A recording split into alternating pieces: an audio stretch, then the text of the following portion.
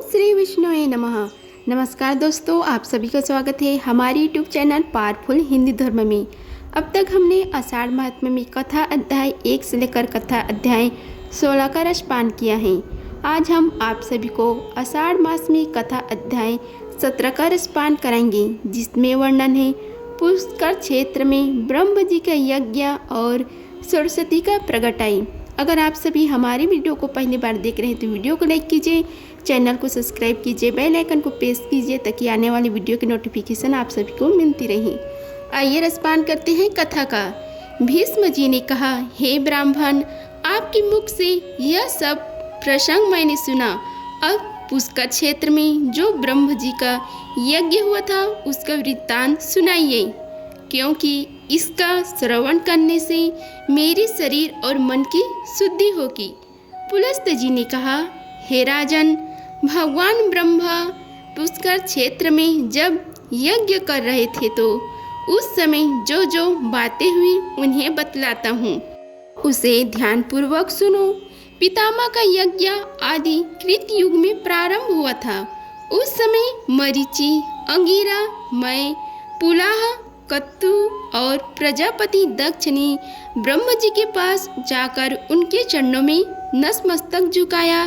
धाता, आर्यमा, सविता, वरुण, अंश, भाग, इंद्र, विवस्वान, पूषा, त्वष्टा और पर्जन्य आदि 12 आदित्य भी वहाँ उपस्थित हो अपने जजल्यमान तेज से प्रकाशित हो रहे थे। इन देवस्वरों ने भी पितामह को प्रणाम किया। मृगव्याध, सर्व महायशस्वी, निरसिति, औजकपाद, अहिबुंध्य, पिनाकी, अपराजित, विश्वेश्वर, भाव, कब्दी, स्थाणु और भगवान भग, ये 11 रुद्र भी उस यज्ञ में उपस्थित थे। दोनों अस्मित कुमार, 8 वसु, महाबली, मरुदगण, विश्वदेव और साध्य नामक देवता ब्रह्म जी के सम्मुख हाथ जोड़कर खड़े थे। शेष जी के वंशज वसुकी आदि बड़े बड़े नाग भी विद्यमान थे। ताचार्य, अरिष्ठनेमि, महाबली गरुण, वरुणी तथा अरुणी ये सभी विनीता कुमार वहाँ पधारे थे। लोकपालक भगवान श्री नारायण ने वहाँ स्वयं पदार्पण किया और समस्त महर्षियों के साथ लोक गुरु ब्रह्म जी से कहा, हे जगतपति, तुम्हारा ही द्वारा इस संपूर्ण संसार का विस्तार हुआ है। तुम ही ने इसकी सृष्टि की है, इसलिए तुम संपूर्ण लोकों के ईश्वर हो। यहाँ हम लोगों के करने योग्य जो तुम्हारा महान कार्य हो उसे करने की हमें आज्ञा दो। देवर्षियों के साथ भगवान श्री हरि विष्णु ने ऐसा कहकर देवेश्वर ब्रह्म जी को नमस्कार किया। ब्रह्म जी वहाँ स्थित होकर संपूर्ण दिशाओं को अपने तेज से प्रकाशित कर रहे थे तथा भगवान श्री हरि विष्णु भी श्रीवत्स चिन्ह से सुशोभित एवं सुंदर सुवर्णमय यज्ञोपवीत से दीप्यमान हो रहे थे। उनका एक एक रोम परम पवित्र है, वे सर्व सामर्थ्य हैं। उनका वक्षस्थल विशाल तथा श्री विग्रह संपूर्ण तेजों का पुंज जान पड़ता है। देवताओं और ऋषियों ने उनकी इस प्रकार स्तुति की, जो पुण्यात्माओं को उत्तम गति और पापियों को दुर्गति प्रदान करने वाले हैं। योग सिद्धि महात्मा पुरुष जिन्हें उत्तम योग स्वरूप मानते हैं, जिनको अरिमा आदि 8 ऐश्वर्य नित्य प्राप्त हैं, जिन्हें देवताओं में सबसे श्रेष्ठ कहा जाता है।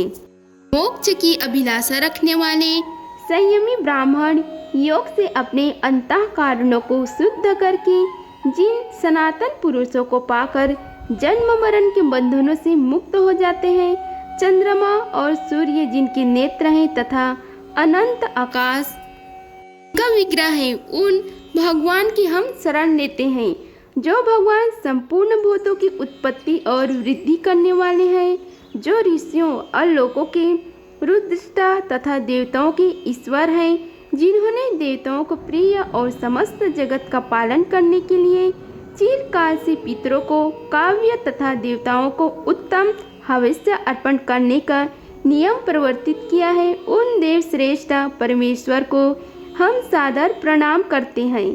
तदंतर वृद्ध एवं बुद्धिमान देवता भगवान श्री ब्रह्मा जी यज्ञशाला में लोकपालक श्री हरि विष्णु भगवान के साथ बैठकर शोभा पाने लगे। वह यज्ञ मंडल धन आदि सामग्रियों और ऋषि तेजों से भरा था। प्रभावशाली भगवान श्री हरि विष्णु धनुष हाथ में लेकर सब ओर से उसकी रक्षा कर रहे थे। दैत्य और दानों के सरदार तथा राक्षसों के समुदाय भी वहां उपस्थित थे। यज्ञ विद्या, वेद विद्या तथा परम पद और कर्म का ज्ञान रखने वाले महर्षियों के वेद घोष से सारी सभा गूंज उठी। यज्ञ में स्तुति कर्म की जानकर शिक्षा की ज्ञाता, शब्दों की व्याप्ति एवं अर्थ के ज्ञान रखने वाले और मीमांसा के युक्ति युक्त वाक्यों को समझने वाले विद्वानों के उच्चारण किए हुए शब्द सबको सुनाई देने लगे। इतिहास और पुराणों की ज्ञाता, नाना प्रकार के विज्ञानों को जानते हुए भी मौन रहने वाले, संयमी तथा उत्तम व्रतों को पालन करने वाले विद्वानों ने वहां उपस्थित होकर जप और होम में लगे हुए मुख्य ब्राह्मणों को देखा। देवता और असुरों के गुरु लोक पितामह ब्रह्म जी इस यज्ञ भूमि में विराजमान थे। आकाश, वायु, तेज, जल, पृथ्वी, शब्द, स्पर्श, रूप, रस, गंध, ऋग्वेद, यजुर्वेद, सामवेद, अथर्ववेद, व्याकरण, छंद शास्त्र, निरुक्ता, कल्प शिक्षा, आयुर्वेद, धनुर्वेद, मीमांसा, गणित, गज विद्या, अश्वविद्या और इतिहास, इन सभी अंगों से विभूषित संपूर्ण वेद भी मूर्तिमान होकर ओंकार युक्त महात्मा ब्रह्म जी की उपासना करते थे। नए क्रतु, संकल्प, प्राण तथा अर्थ, धर्म, काम, हर्ष, शुक्र, बृहस्पति, सवर्त, बुध, शनेश्वर, राहु, समस्त ग्रह, मरुतगण, विश्वकर्मा, पितृगण, सूर्य तथा चंद्रमा भी ब्रह्म जी की सेवा में उपस्थित थे। दुर्गम कष्ट से तारने वाली गायत्री, समस्त वेद शास्त्र, यम नियम, संपूर्ण अक्षर, लक्षण, भाष्य तथा सब शास्त्र देह धारण करके वहाँ विद्यमान थे। क्षण, लव, मुहूर्त, दिन, रात्रि, पक्ष, मास और संपूर्ण ऋतुएं अर्थात इनके देवता महात्मा ब्रह्म जी की उपासना करते थे। इनके सिवा अन्य श्रेष्ठ देवियाँ ही कृति, धूति, प्रभा, धृति, क्षमा, भूति, नीति, विद्या, मति, श्रुति, स्मृति, कांति, शांति, पुष्टि, क्रिया, नाच गान में कुशल, समस्त दिव्य अप्सराएं तथा संपूर्ण देव माताएं भी ब्रह्म जी की सेवा में उपस्थित थी। विप्रचिति, शिवी, शकु, केतुमान, प्रहलाद, बलि, कुंभ, सहाद, अनुहाद, वृषप्रवा, नमुची, सांबर, इंद्रतापन, वतापी, केसी, राहु और वृत्रा ए तथा और भी बहुत से दानव जिन्हें अपने बल पर गर्व था ब्रह्म जी की उपासना करते हुए इस प्रकार बोले। दानवों ने कहा, हे भगवान, आपने ही हम लोगों की सृष्टि की है, हमें तीनों लोकों का राज्य दिया है तथा देवताओं से अधिक बलवान बनाया है। हे पितामह, आपकी इस यज्ञ में हम लोग कौन सा कार्य करें? हम स्वयं ही कर्तव्य का निर्णय करने में असमर्थ हैं। अदिति के गर्भ से पैदा हुए इन बेचारे देवताओं से क्या कम होगा? ये तो सदा हमारे द्वारा मारे जाते हैं और अपमानित होते रहते हैं। फिर भी आप तो हम सबके ही पितामह हैं, अतः देवताओं का भी साथ लेकर यज्ञ पूर्ण कीजिए। समाप्त होने पर राज्य लक्ष्मी के विषय में हमारा देवताओं के साथ फिर विरोध होगा, इसमें तनिक भी संदेह नहीं। किंतु इस समय हम चुपचाप इस यज्ञ को देखेंगे, देवताओं के साथ युद्ध नहीं छोड़ेंगे। इस तरह से कहते हैं कि दानों की यह गर्वयुक्त वचन सुनकर इंद्र सहित महायशस्वी भगवान श्री हरि विष्णु शंकर जी से कहा, भगवान विष्णु बोले, हे प्रभु, पितामह के यज्ञ में प्रधान दानव आए हैं। ब्रह्म जी ने इनको भी इस यज्ञ में आमंत्रित किया है। ये सब लोग इसमें विघ्न डालने का प्रयत्न कर रहे हैं, परंतु जब तक यज्ञ समाप्त न हो जाए तब तक हम लोगों को क्षमा करना चाहिए। इस यज्ञ के समाप्त हो जाने पर देवताओं को दानवों के साथ युद्ध करना होगा।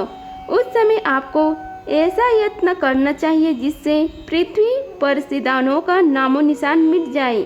आपको मेरे साथ रहकर इंद्र की विजय के लिए प्रयत्न करना उचित है। इन दानों का धन लेकर राहगीरों, ब्राह्मणों तथा दुखी मनुष्यों में बांट दे।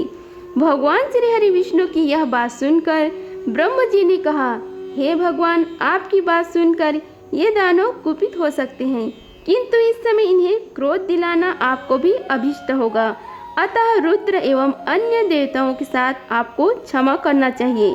सतयुग के अंत में जब यह यज्ञ समाप्त हो जाएगा, उस समय मैं आप लोगों को तथा इन दानों को विदा कर दूंगा। उसी समय आप सब लोग संधि या विग्रह जो उचित हो कीजिए। पुलस्त जी कहते हैं कि तदंतर भगवान ब्रह्म जी ने पुनः उन दानों से निवेदित करके उनका कुशल क्षेम पूछा। पुष्कर क्षेत्र में उन्हें निवास स्थान देकर कहा, आप लोग आराम से यहीं रहे। तत्पश्चात जटा और मृग चर्म धारण करने वाले वे समस्त महर्षि ब्रह्म जी की यज्ञ सभा को सुशोभित करने लगे। उनमें कुछ महात्मा वाल्खिल्य थे तथा कुछ लोग संप्रखान या एक समय के लिए ही अन्न ग्रहण करने वाले अथवा तत्व का विचार करने वाले थे। वे नाना प्रकार के नियमों से संलग्न तथा वेदी पर शयन करने वाले थे। उन सभी तपस्वियों ने पुष्कर के जल में जो ही अपना मुख देखा, उसी क्षण वे अत्यंत रूपवान हो गए। फिर एक दूसरे की ओर देखकर सोचने लगे, यह कैसी बात है, इस तीर्थ में मुंह का प्रतिबिंब देखने से सबको सुंदर रूप हो गया। ऐसे विचार कर तपस्वियों ने उसका नाम मुख दर्शन तीर्थ रख दिया। तत्पश्चात वे नहाकर अपने अपने नियमों में लग गए। उनके गुणों की कहीं उपमा नहीं थी, न श्रेष्ठ। वे सभी वनवासी मुनि वहां रहकर अत्यंत शोभा पाने लगे। उन्होंने अग्निहोत्र करके नाना प्रकार की क्रिया संपन्न की। तपस्या से उनके पाप भस्म हो चुके थे। वे सोचने लगे कि यह सरोवर सबसे श्रेष्ठ है। ऐसा विचार करके द्विज जातियों ने उस सरोवर का श्रेष्ठ पुष्कर नाम रखा। तदंतर ब्रह्म को दान के रूप में नाना प्रकार के पात्रों के साथ स्वर्गलोक में जाएगा। वह तीर्थ पितरों को बहुत ही प्रिय है। वहाँ एक पिंड देने से उन्हें पूर्ण तृप्ति हो जाती है। वे पुष्कर तीर्थ के द्वारा उद्धार पाकर ब्रह्मलोक में पधारते हैं। उन्हें फिर अन्य भोगों की इच्छा नहीं होती। वे मोक्ष मार्ग में चले जाते हैं। अब मैं सरस्वती नदी जिस प्रकार पूर्ववाहिनी हुई वह प्रसंग बतलाता हूँ, सुनो। पहले की बात है, एक बार इंद्र आदि समस्त देवताओं की ओर से भगवान श्री विष्णु ने सरस्वती जी से कहा, हे देवी, तुम 25 समुद्र के तट पर जाओ और इस बाडवा नल को ले जाकर समुद्र में डाल दो। ऐसा करने से समस्त देवताओं का भय दूर हो जाएगा। तुम माता की भांति देवताओं को अभय दान दो। सबको उत्पन्न करने वाले भगवान श्री हरि विष्णु की ओर से यह आदेश मिलने पर देवी सरस्वती ने कहा, हे भगवान, मैं स्वाधीन नहीं हूँ। आप इस कार्य के लिए मेरे पिता ब्रह्म जी से अनुरोध कीजिए। पिताजी की आज्ञा के बिना मैं एक पग भी कहीं नहीं जा सकती। सरस्वती का अभिप्राय जानकर देवताओं ने ब्रह्म जी से कहा, हे पितामह, आपकी कुमारी कन्या सरस्वती बड़ी साध्वी है। उसमें किसी प्रकार की द्वेष नहीं देखा गया है, अतः उसे छोड़कर दूसरा कोई नहीं है बाडवा नल को ले जा सके। पुलस्त जी कहते हैं कि देवताओं की बात सुनकर ब्रह्म जी ने सरस्वती को बुलाया और उसे गोद में लेकर उसका मस्तक सूंघा। फिर बड़े स्नेह के साथ कहा, बेटी, तुम मेरी और इस समस्त देवताओं की रक्षा करो। देवताओं के प्रभाव से तुम्हें इस कार्य के नेत्रों में आंसू छलछला आए। उसने ब्रह्म जी को प्रणाम करके कहा, अच्छा, जाती हूँ। उस समय संपूर्ण देवताओं तथा उसके पिता ने भी कहा, भय न करो। इससे वह भय छोड़कर प्रसन्न चित्त से जाने को तैयार हुई।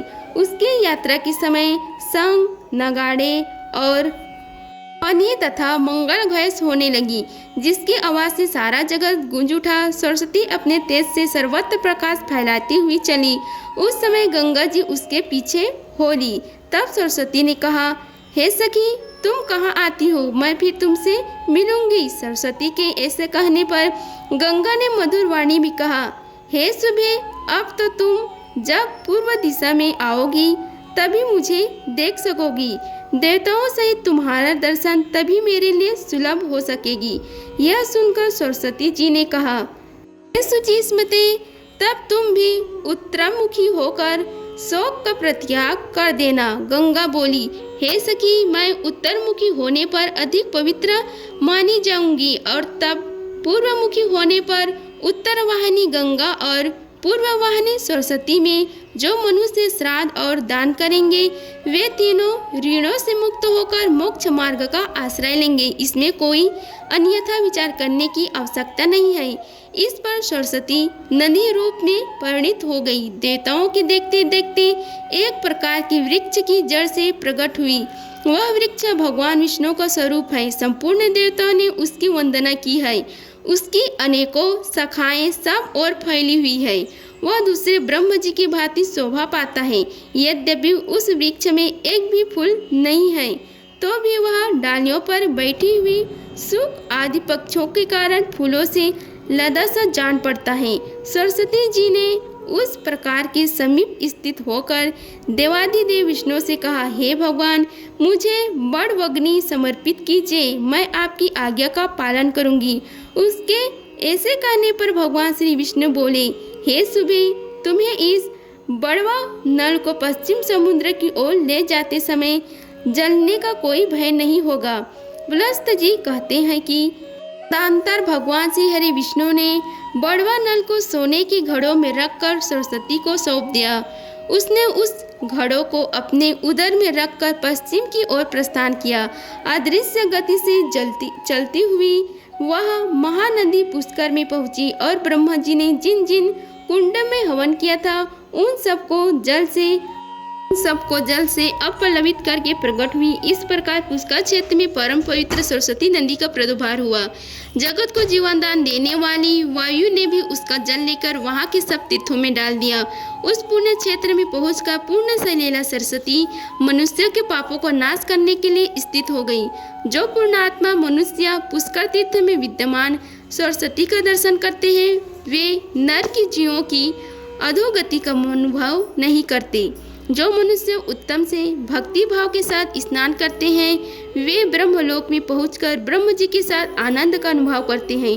जो मनुष्य ज्येष्ठ पुष्कर में स्नान करके पितरों का तर्पण करता है वह उन सब का नरक से उद्धार कर देता है तथा स्वयं उसका भी चित्त शुद्ध हो जाता है।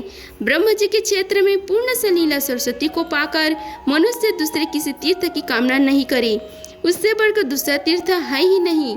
संपूर्ण तीर्थ में स्नान करने से जो फल प्राप्त होता है वह सब का सब ज्येष्ठ पुष्कर में एक बार डुबकी लगाने से मिल जाता है। अधिक क्या कहा जाए, जिसे सुनकर क्षेत्र का निवास ज्येष्ठ कुंडल का जल तथा उसमें तीर्थ में मृत्यु से 3 बातें प्राप्त कर ली उसने परम गति पा ली। जो मनुष्य उत्तम क्षेत्र तथा उत्तम तीर्थ में स्नान और होम करके ब्राह्मण को दान देता है वह अक्षय सुख का भागी होता है।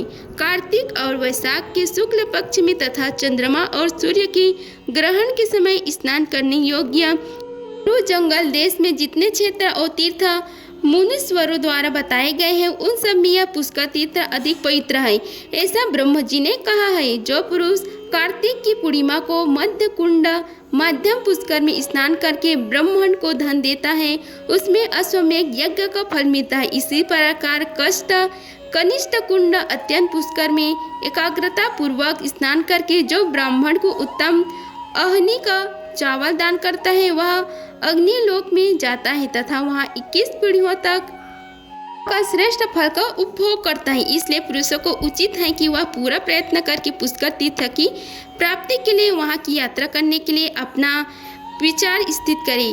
मति, स्मृति, प्रज्ञा, मेधा, बुद्धि और सुवाणी, ये 6 सरस्वती के पायार्य बतलाए गए हैं। जो पुष्कर वन में जहाँ प्राची सरस्वती है जाकर उसके जल का दर्शन भर कर लेते हैं, उन्हें में अश्वमेध का यज्ञ फल मिलता है, तथा जो उसके भीतर गोता लगाकर स्नान करता है वह तो ब्रह्म जी का अनुचर होता है। जो मनुष्य वहाँ विधि पूर्वक श्राद्ध करते हैं वे पितरों को सुखदायी नरक से निकालकर स्वर्ग में पहुंचा देते हैं। जो सरस्वती में स्नान करके पितरों को कुश और तिल युक्त जल दान करते हैं उनके पितर हर्षित हो नाचने लगते हैं। यह पुष्कर तीर्थ सब तीर्थों से श्रेष्ठ माना गया है, क्योंकि यह आदि तीर्थ है, इसलिए इस पृथ्वी पर यह समस्त तीर्थों विख्यात हैं। यह मानव धर्म और मोक्ष की क्रीड़ा स्थली है, निधि है। सरस्वती से युक्त होने के कारण इसकी महिमा और भी बढ़ गई है। जो लोग पुष्कर तीर्थ में सरस्वती नदी का जल पीते हैं वे ब्रह्म और महादेव जी के द्वारा प्रसन्नित अक्षय लोगों को प्राप्त होते हैं। धर्म के तत्वों को जानने वाले मुनियों ने जहाँ जहाँ सरस्वती देवी का सेवन किया उन सभी स्थानों में वे परम पवित्र रूप से स्थित है, किंतु पुष्कर में वे अन्य स्थलों की अपेक्षा विशेष पवित्र मानी गई हैं। पुण्यमयी सरस्वती नदी संसार में सुलभ है, किंतु कुरुक्षेत्र, प्रभाव क्षेत्र और पुष्कर क्षेत्र में तो वह बड़े भाग्य से प्राप्त होती है, अतः वहाँ इसका दर्शन दुर्लभ बताया गया है। सरस्वती तीर्थ इस भूतल के समस्त तीर्थों में श्रेष्ठ होने के साथ ही धर्म, अर्थ, काम और मोक्ष इन चारों पुरुषार्थों का साधक है। अतः मनुष्यों को चाहिए कि वह ज्येष्ठ, मध्यम तथा कनिष्ठ तीनों पुष्करों में यत्न पूर्वक स्नान करके उनकी प्रदक्षिणा करे। तत्पश्चात पवित्र भाव से प्रतिदिन पितामह का दर्शन करे। ब्रह्मलोक में जाने की इच्छा रखने वाले पुरुषों का अनुलोम क्रम से अर्थात क्रमशः ज्येष्ठ, मध्य एवं कनिष्ठ पुष्कर में तथा क्रम से अर्थात कनिष्ठ, मध्य और ज्येष्ठ पुष्कर में स्नान करना चाहिए। इसी प्रकार वह उक्त तीनों पुष्कर में से किसी एक में से या सब में नित्य स्नान करता रहे। पुष्कर क्षेत्र में 3 सुंदर शिखर और 3 ही स्त्रोत हैं। ये सब के सब पुष्कर नाम से ही प्रसिद्ध हैं। उन्हें ज्येष्ठ पुष्कर, मध्यम पुष्कर और कनिष्ठ पुष्कर कहते हैं। जो मन और इंद्रियों को वश में करके सरस्वती में स्नान करता है और ब्राह्मणों को एक उत्तम गौन दंड देता है, वह इस शास्त्रीय आज्ञा के पालन से शुद्ध चित्त होकर अच्छे लोगों को पाता है। अधिक क्या कहे, जो रात्रि के समय भी स्नान करके वहाँ याचकों को धन देता है वह अनंत सुख का भागी होता है। पुष्कर में तिल दान की मुनि लोग अधिक प्रशंसा करते हैं तथा कृष्ण पक्ष की चतुर्दशी तिथि को वहाँ सदा स्नान करने का विधान है। भीष्म जी पुष्कर वन में पहुंचकर सरस्वती नदी के प्रकट होने की बात बताई गई है। अब वह पुनः अदृश्य होकर वहाँ से पश्चिम दिशा की ओर चले गए हैं। पुष्कर के थोड़ी दूर में जाने पर खजूर का वन मिला जो फल और फूलों से सुशोभित था। सभी ऋतुओं की पुष्प उस वन स्थली को शोभा बढ़ा रहे थे। वह स्थान मुनियों को भी मन को मोहने वाला था। वहाँ पहुंचकर नदियों में श्रेष्ठ सरस्वती देवी पुनः प्रकट हुई। वहाँ वे नंदा के नाम से तीनों लोकों में प्रसिद्ध हुई। अगर आप सभी को हमारी वीडियो पसंद आई होगी तो वीडियो को लाइक कीजिए, चैनल को सब्सक्राइब कीजिए और बेल आइकन को प्रेस कीजिए ताकि आने वाली वीडियो की नोटिफिकेशन आप सभी को मिलती रहे। और कमेंट बॉक्स में ओम नमो भगवते वासुदेवाय लिखिए। धन्यवाद। मिलते हैं अगली वीडियो में, तब तक के लिए जय श्री राधे कृष्ण।